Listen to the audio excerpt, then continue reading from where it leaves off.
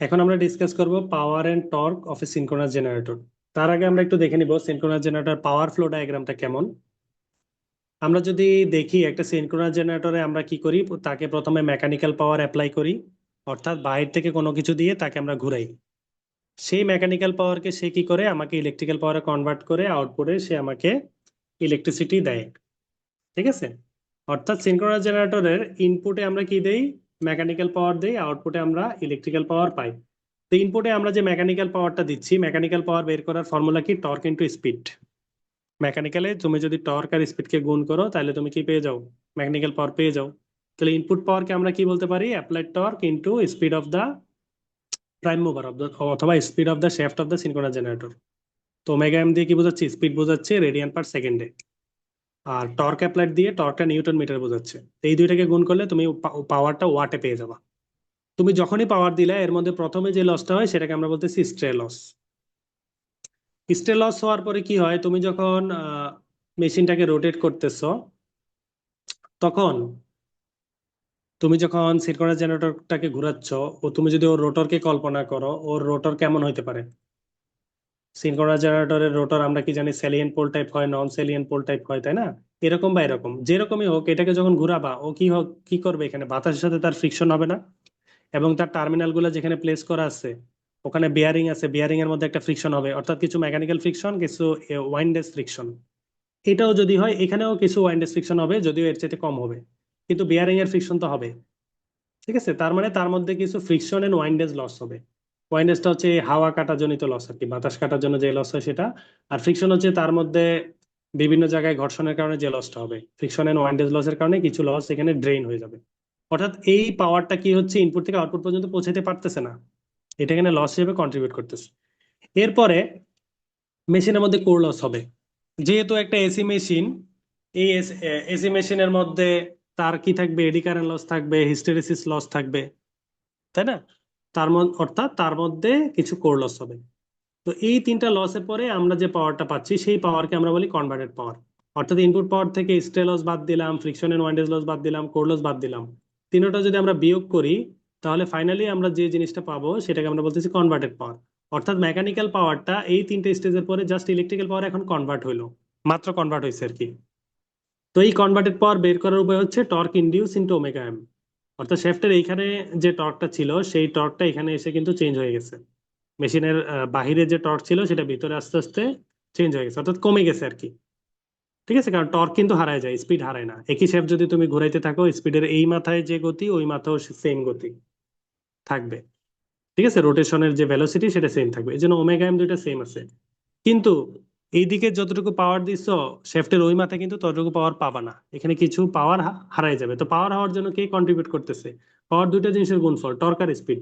Speed যদি সমান থাকে আর পাওয়ার যদি ওইদিকে কমে যায়, তার মানে কি টর্কটা কমে যাচ্ছে। অর্থাৎ শেফটের মধ্যে কি হয়ে গেছে, টর্ক মেশিনের ভিতরে টর্কটা কমে গেছে, ওইটাকে আমরা বলতেছি ইনডিউস টর্ক। তো এই দুইটা টর্ক তুমি গুণ করলে কি পাচ্ছ, কনভার্টেড পাওয়ার পেয়ে যাচ্ছ, অর্থাৎ মেশিনের ভিতরে যে পাওয়ারটা ইলেকট্রিক্যালি জাস্ট জেনারেট হলো। আচ্ছা, অথবা এটাকে তুমি কি বলতে পারো, ইলেকট্রিক্যাল পাওয়ার ডেভেলপড, অথবা ইলেকট্রিক্যাল পাওয়ার জেনারেটেড, অথবা কনভার্টেড পাওয়ার, তিনটা নামে বলতে পারো। ঠিক আছে, এরপরে যখন ইলেকট্রিক্যাল পাওয়ার ডেভেলপ হলো, এরপরে তো যদি লোড কানেক্ট করো, এই কারেন্ট ফ্লো হবে। কারেন্ট ফ্লো হলে ওর মধ্যে কি চলে আসবে, আই স্কোয়ার আর লস চলে আসবে। ঠিক আছে, এরপরে তুমি এই কনভার্টেড পাওয়ার থেকে আই স্কোয়ার আর লস যদি বিয়োগ দাও, যেটাকে আমরা কপার লস বলি, ফাইনালি তুমি কি পাচ্ছ, মেশিনের আউটপুট পেয়ে যাচ্ছ।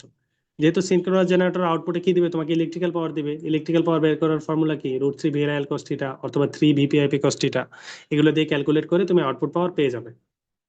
এখন তুমি যদি কনভার্টেড পাওয়ার বের করতে চাও, তোমার হাতে অনেকগুলো ওয়ে। একটা হচ্ছে সরাসরি টর্ক ইনডিউস জানো, ওমেগা এম জানো, গুণ দিলে পেয়ে যাচ্ছ। অথবা ইনপুট পাওয়ার জানো, এই তিনটা লস জানো, ইনপুট পাওয়ার থেকে এই তিনটা লস বাদ দিলে কনভার্ট পাওয়ার পেয়ে যাবা। অথবা আউটপুট পাওয়ার জানো, আই স্কোয়ার আর লস জানো, আউটপুট পাওয়ার সাথে আই স্কোয়ার আর লস যোগ করলে তুমি কনভার্টেড পাওয়ার পেয়ে যাবা। ঠিক আছে, আচ্ছা। তো এই হচ্ছে সিনক্রোনাস জেনারেটরের পাওয়ার ফ্লো ডায়াগ্রাম, এবং টর্ক নিয়ে আমরা কিছু ডিসকাস করলাম, যে অ্যাপ্লাইড টর্ক কি এবং ইনডিউস টর্ক কি, এবং টর্কের মধ্যে কেন ভেরিয়েশন থাকে। আর ফ্রিকোয়েন্সি নিয়ে আমরা অলরেডি জানি, সিনক্রোনাস জেনারেটরে ফ্রিকোয়েন্সি কিভাবে জেনারেট হয়। ঠিক আছে, যদি দুইটা কয়েলের মধ্যে রোটেশন থাকে, দুইটা কয়েলের মধ্যে মনে করো ম্যাগনেটিজমের কারণে একটাতে ভোল্টেজ অ্যাপ্লাই করছো, একটাতে ম্যাগনেটিক ফিল্ড তৈরি হলো, সেই ফিল্ডটা সেকেন্ড আর একটা কয়েলকে কাট করতেছে। এই ওয়েতে যদি ভোল্টেজ জেনারেট হয় তাহলে জেনারেটর ভোল্টেজটা কিন্তু এসি হবে। ঠিক আছে, এবং সেই এসির যে ফ্রিকোয়েন্সি, সেই ফ্রিকোয়েন্সিটা এই যেই কয়েল দিয়ে, কয়েলের ম্যাগনেটিক ফিল্ড দিয়ে ওই কয়েলটাকে কাট করতেছো তার অ্যাঙ্গুলার স্পিডের সাথে ডিপেন্ড করবে। এই জন্য আমরা ফ্রিকোয়েন্সি কিন্তু স্পিডের সাথে সম্পর্কিত, ফ্রিকোয়েন্সিটা আমরা স্পিড দিয়ে বের করি। এফ সমান পিএন বাই 120, অর্থাৎ কত স্পিডে আমি ঘোরাচ্ছি সেটা, আর মেশিনের যে কনস্ট্রাকশন করার সময় যতটা পোল তার সেট করা হয়েছে সেই পোলটা গুণ করে 120 দিয়ে আমরা ভাগ দিলে আমরা ফ্রিকোয়েন্সি পেয়ে যাই, প্রোভাইডেড দ্যাট এই স্পিডটা আমাকে আরপিএম এ দিতে হবে। অর্থাৎ স্পিডের সাথে কার সম্পর্ক? ফ্রিকোয়েন্সির সম্পর্ক। আচ্ছা, এখন আমরা যদি ফর্মুলাগুলো একটু আলাদা করে দেখি, আমরা যদি বলি সিনক্রোনাস জেনারেটরের ইনপুট মেকানিক্যাল পাওয়ার কত, কে বলতে পারবো? মেকানিক্যাল পাওয়ার ইনপুট কত? তাহলে আমাকে কি জানতে হবে? যেটা দিয়ে মেকানিক্যাল পাওয়ার ইনপুট দিচ্ছি সেটা একটা মনে করো ডিজেল ইঞ্জিন, অথবা একটা উইন্ড টারবাইন, অথবা হাইড্রো ইলেকট্রিক টারবাইন। সেই টারবাইনটা ওই শেফটে কতটুকু টর্ক অ্যাপ্লাই করতেছে সেই টর্কটা আমাকে জানতে হবে নিউটন মিটারে, এবং এর কারণে শেফটটা কত স্পিডে ঘুরতেছে সেটা আমার রেডিয়ান পার সেকেন্ডে জানতে হবে। এই দুটোকে গুণ করলে আমি ইনপুট মেকানিক্যাল পাওয়ারটা পেয়ে যাব। এরপরে আমি যদি কনভার্টেড পাওয়ার বের করতে চাই, আমার কাছে দুইটা ওয়ে, যেহেতু কনভার্টেড পাওয়ার মানে কি ইলেকট্রিক্যাল পাওয়ার ডেভেলপড, তাই না? তাহলে কনভার্টেড পাওয়ার বের করার দুইটা ওয়ে, যেহেতু ওই স্টেজে মেকানিক্যাল পাওয়ারটা জাস্ট ইলেকট্রিক্যাল পাওয়ারে কনভার্ট হয়েছে, তাহলে তুমি মেকানিক্যালিও বের করতে পারবা, ইলেকট্রিক্যালিও বের করতে পারবা। মেকানিক্যালি বের করার ফর্মুলা কি? টর্ক ইনটু স্পিড, অর্থাৎ তোমার ওই স্টেজে শ্যাফটের ওখানে টর্ক কত আছে সেটা তোমাকে জানতে হবে, আর স্পিডটা জানতে হবে। আর ইলেকট্রিক্যালি বের করতে চাইলে তোমাকে আর্মেচারে জেনারেটেড ভোল্টেজ জানতে হবে, যেহেতু ইলেকট্রিক্যাল পাওয়ার কনভার্টেড বলতেছো, কনভার্ট হওয়া মানে কি জাস্ট ভোল্টেজটা জেনারেট হয়েছে। তো ভোল্টেজ জেনারেটেড ভোল্টেজটাকে আমরা ই দিয়ে প্রকাশ করি, এটা তো আর ভি5 দিলে হবে না, ভি5 তো টার্মিনালে চলে গেছে, তাই না? তাহলে যেহেতু জাস্ট কনভার্ট হয়েছে আমাকে হাইয়েস্ট ভোল্টেজটা, জেনারেট ভোল্টেজটা দিতে হবে, হাইয়েস্ট না জেনারেট ভোল্টেজটা দিতে হবে। তাহলে জেনারেটেড ভোল্টেজ হচ্ছে ইএ, এবং জেনারেটেড ভোল্টেজের কারণে কারেন্ট কতটুকু ফ্লো হয় IA. R EA R I এর মধ্যে অ্যাঙ্গেল কত? ই এর অ্যাঙ্গেল কত? ই এর অ্যাঙ্গেল হচ্ছে ল্যামডা, ঠিক আছে, অথবা গামা, যে কোনো একটা বলতে পারো। এক এক বইয়ে এক এক ভাবে এটাকে ডিফাইন করে, আমি যেমন ডেল দিয়ে ডিফাইন করছিলাম, ঠিক আছে, ওরা এখানে গামা দিয়ে ডিফাইন করছে। ই এর অ্যাঙ্গেলটাই আর কি, ঠিক আছে। অর্থাৎ ই এর অ্যাঙ্গেল বলতে কিন্তু ই আর আই এর মধ্যে অ্যাঙ্গেল আর কি, ই আর আই এর মধ্যে যে অ্যাঙ্গেল সেটা হচ্ছে এই গামা। স্যার এটা কি টোটাল কনভার্টেড পাওয়ার? হ্যাঁ, টোটাল কনভার্টেড পাওয়ার। অর্থাৎ আমি যদি ভেক্টর ডায়াগ্রাম যে আমি ডিসকাস করলাম ওখান থেকে আমি যদি বলে দেই যে গামাটা কি হবে, যদি তোমার ল্যাগিং পাওয়ার ফ্যাক্টর হয় তাহলে তোমার গামা হবে এইটা, এই পুরাটা। তাহলে এই চিত্রের ক্ষেত্রে গামা সমান তুমি কি বলতে পারো? এই চিত্রের ক্ষেত্রে তুমি গামা সমান বলতে পারো del plus theta, lagging power ফ্যাক্টরের জন্য, তাই না? আর এই চিত্রের ক্ষেত্রে দেখো এইটাই ডেল, এটাই কি গামা, ঠিক আছে। কারণ গামা মানে কি বোঝাচ্ছে? ই আর আই এর মধ্যে অ্যাঙ্গেল, ই আর আই এর অ্যাঙ্গেল কোনটা? এটা ই যেহেতু এদিকে গেছে, আই এদিকে গেছে, তার অ্যাঙ্গেল এটা। আর এখানে ক্ষেত্রে ই এদিকে গেছিল, আই এদিকে গেছিল, তাদের অ্যাঙ্গেল এটা। তাহলে এই চিত্রের ক্ষেত্রে গামা আর ডেল সমান ইউনিটি পাওয়ার ফ্যাক্টরে। আর যদি ল্যাগিং পাওয়ার ফ্যাক্টর হয় তাহলে ডেল আর থিটার যোগফল। আর যদি লিডিং পাওয়ার ফ্যাক্টর হয়, ক্যাপাসিটিভ হয়, তাহলে তুমি দেখো এতটুকুকে বলো তুমি বলতেছো থিটা পুরাটা, আর এটাকে তুমি বলতেছো ডেল, আর এইটা কি হয়ে যাচ্ছে? ই আর আই এর মধ্যে যে অ্যাঙ্গেল, ই আর আই এর মধ্যে যে অ্যাঙ্গেল সেটা হচ্ছে গামা। তাহলে এখান থেকে আমি যদি বলতে চাই গামা সমান কি হবে, গামা সমান হবে থিটা মাইনাস ডেল। তাহলে ক্যাপাসিটিভ লোডের ক্ষেত্রে থিটা মাইনাস ডেল করলে কি পাবা? গামা পাবা। আর যদি ইন্ডাকটিভ লোড হয় তাহলে দুইটা যোগ দিলে গামা পাবা। আর রেজিস্টিভ হইলে ডেল্টাই গামা। অর্থাৎ ই এর যে অ্যাঙ্গেল সেটা কার উপর ডিপেন্ড করে? লোডের টাইপের উপর ডিপেন্ড করে, ঠিক আছে। আচ্ছা, তাহলে আমরা যদি এখানে দেখি গামাটা কি হবে এটা সম্বন্ধে আমরা কিন্তু আইডিয়া পেয়ে গেলাম। রেজিস্টিভ লোড হইলে ডেল্টাই গামা হবে, আর যদি ইন্ডাকটিভ লোড হয় তাহলে কি হবে? দুইটা যোগফল হবে, আর ক্যাপাসিটিভ লোড হইলে দুইটা অ্যাঙ্গেলের বিয়োগফল হবে। আচ্ছা, এখন আমরা যদি বলি আউটপুট এভারেজ পাওয়ার কত হবে? এভারেজ পাওয়ার আউটপুট হবে, তুমি যদি line voltage line current use করে বের করতে চাও তাহলে √3 VLIL cos থিটা, আর ফেজ ইউজ করলে কি হবে? 3 VPIP cos থিটা। আমরা জানি লাইন ভোল্টেজ আর ফেজ ভোল্টেজে কি থাকে? √3 গুণ ভোল্টেজের চেঞ্জ থাকে, তাই না? যদি স্টার কানেকশন হয় তাহলে VL সমান কি? √3 VP। তো তুমি VL এর জায়গায় যদি √3 VP বসাও তাহলে কি হয়ে যাবে, √3 গুণ হয়ে 3 হয়ে যাবে। আর স্টারের ক্ষেত্রে আইএল আর আইপি সমান থাকে না, তাহলে এই কোশ্চেনটা কি হয়ে যাবে, √3/L cos θ যে কথা, 3 VP/IP cos θ একই কথা। ঠিক একইভাবে এটা তুমি অ্যাক্টিভ পাওয়ার দেখলা, রিএক্টিভ পাওয়ার চিন্তা করলে কি হবে, cos θটা জাস্ট sin θ চেঞ্জ হয়ে যাবে, √3/L sin θ অথবা 3 VP/IP sin θ। ইলেকট্রিক্যাল পাওয়ার আউটপুটের কথা বললাম আমরা, ঠিক আছে। আচ্ছা, এখন আমরা যদি power and torque of synchronous জেনারেটরের যে আলোচনা চলতেছে, এখানে যদি আমরা ভেক্টর ডায়াগ্রামটাকে একটু সিম্পলিফাই করে ইকুয়েশন, আরো নতুন কিছু ইকুয়েশন আমরা ডিরাইভ করতে চাই, দেখো এই জিনিসটা খুবই ইজি। সেটা হচ্ছে আমি এখন কনসিডার করতেছি আমার এমন একটা সিনক্রোনাস জেনারেটর যেখানে রেজিস্ট্যান্সের মানটা নেগলিজিবল, অর্থাৎ আর এর মান অনেক কম, কার চাইতে এক্সএস এর চাইতে অনেক কম। আমি কয়েলটা এমন ভাবে ডিজাইন করলাম যে কয়েলের রেজিস্ট্যান্স এতই কম আসলো যেটা এক্সএস এর চাইতে অনেক কম। এমন যদি হয় আমার ভেক্টর ডায়াগ্রামটা কেমন হবে আমি দেখি। মনে করো ল্যাগিং লোড, ঠিক আছে। যদি ল্যাগিং লোড হয় আমার ভেক্টর ডায়াগ্রাম আঁকার নিয়ম কি, কাউকে না কাউকে রেফারেন্স ধরতে হবে। আমি V5 কে রেফারেন্স ধরে নিলাম, ঠিক আছে। এখন V5 পরে আমরা কি করি, কারেন্ট দেই। যেহেতু ল্যাগিং লোড, কারেন্ট কি হবে, ভোল্টেজের নিচে হবে, তাই না। তাহলে কারেন্টের অ্যাঙ্গেলটা কি, কারেন্টের অ্যাঙ্গেলটা হচ্ছে এই যে এই থিটা। এখন আমরা কি করতাম, যদি রেজিস্ট্যান্স থাকতো আমরা IR এখানে ড্র করতাম। এখন আমি বলতেছি আমার রেজিস্ট্যান্স কি, নেগলিজিবল, অর্থাৎ এই যে আরএ, ওর মান কি 0। তাহলে আরএ 0 মানে কি, IR ও 0 না, তার মানে এই দাগটা তো অ্যাকচুয়ালি নাই। তাহলে এই যে ভেক্টরটা IR ভেক্টর, সেটা আমার কি এই ভেক্টর ডায়াগ্রাম থেকে নাই হয়ে গেল, ঠিক আছে। তাহলে আমার থাকে কি, আমার যে ভেক্টরটা থাকে সেটা হচ্ছে IA এক্সেস।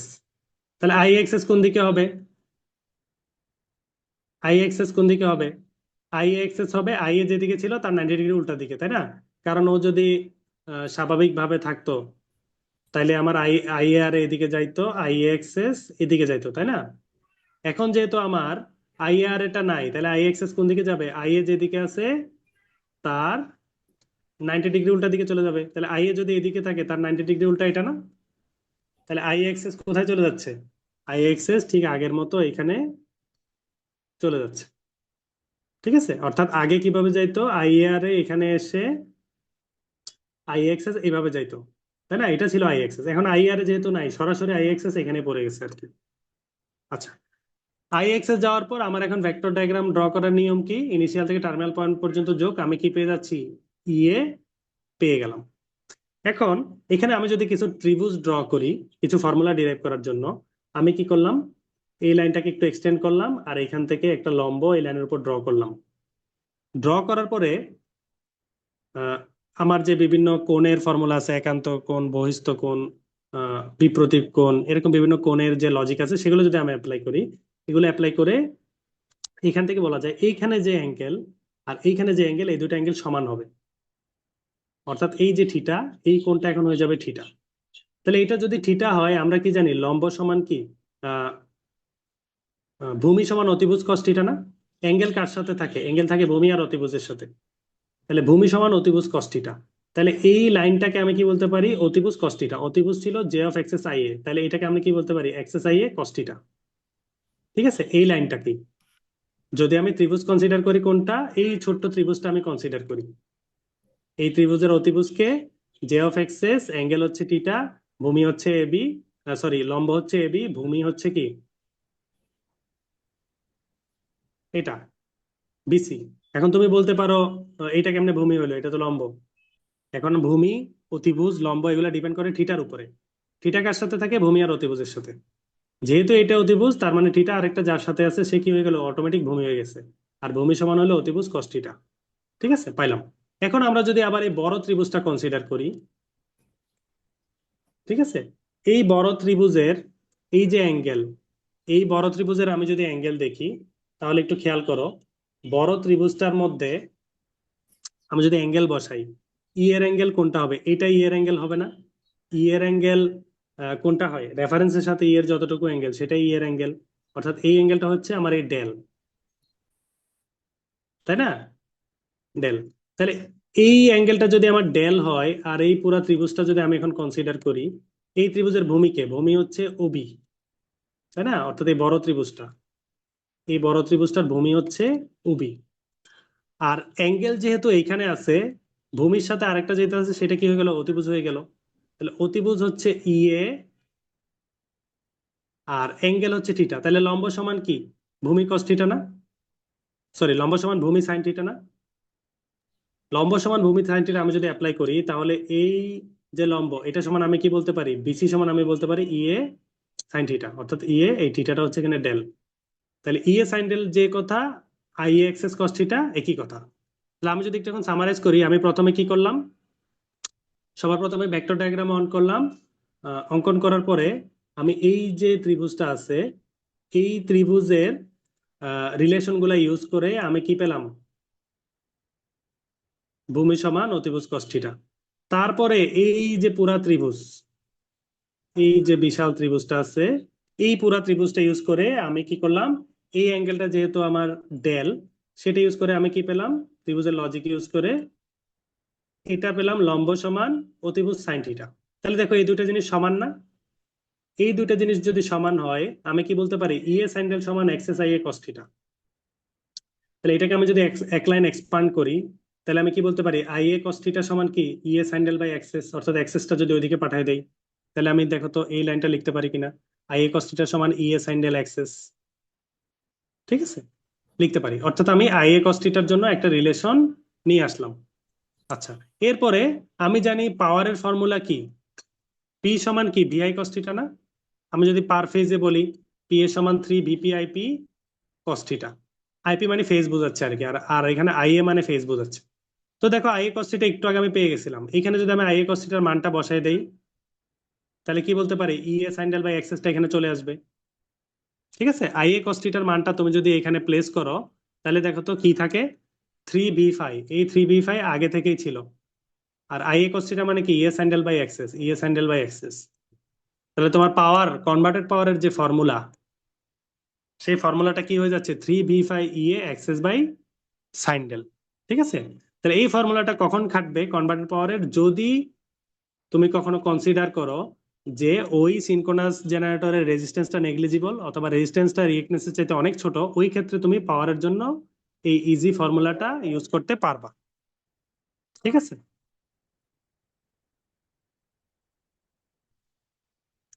তো দেখো এটা যদি তোমার পাওয়ারের ইকুয়েশন হয়, এই পাওয়ারের ইকুয়েশনে তুমি যদি বলো পাওয়ারের সর্বোচ্চ মান কত হবে, দেখো তো সাইন থিটার মান সর্বোচ্চ কত হয়, 1 হয়, সর্বনিম্ন 0 হয়। তার মানে এই সাইন ডেল এর মান যদি 1 হয়, তাহলে পাওয়ারটা ম্যাক্সিমাম হবে, তাই না? তাহলে ম্যাক্সিমাম পাওয়ার কত হবে, যখন সাইন ডেল এর মান 1 হবে, তখন এখানে কি পাবো, ম্যাক্সিমাম পাওয়ার পাবো আমরা, কনভার্টেড পাওয়ার। তাহলে সাইন ডেল এর মান 1 হওয়া মানে কি, সাইন ডেল এর মান এখানে 1 বসে দাও, তাহলে এই ইকুয়েশনটা এরকম হয়ে যায় না? তাহলে আমরা maximum power output from a synchronous generator কি বলতে পারি, 3 v phi E A by Xs, provided that R A negligible. ঠিক আছে, তাহলে আমরা সিনক্রোনাস জেনারেটর ম্যাক্সিমাম পাওয়ার বের করার ওয়ে আমরা দেখতে পেলাম, এবং তার ডেরিভেশনটাও দেখলাম আমরা, ভেক্টর ডায়াগ্রাম গুলা ডিসকাস করলাম, আহ, যে সিনক্রোনাস জেনারেটরের রেজিস্ট্যান্স নেগলেক্ট করে ভেক্টর ডায়াগ্রাম কেমন হবে। তো এই ছিল আমাদের আজকের ডিসকাশন।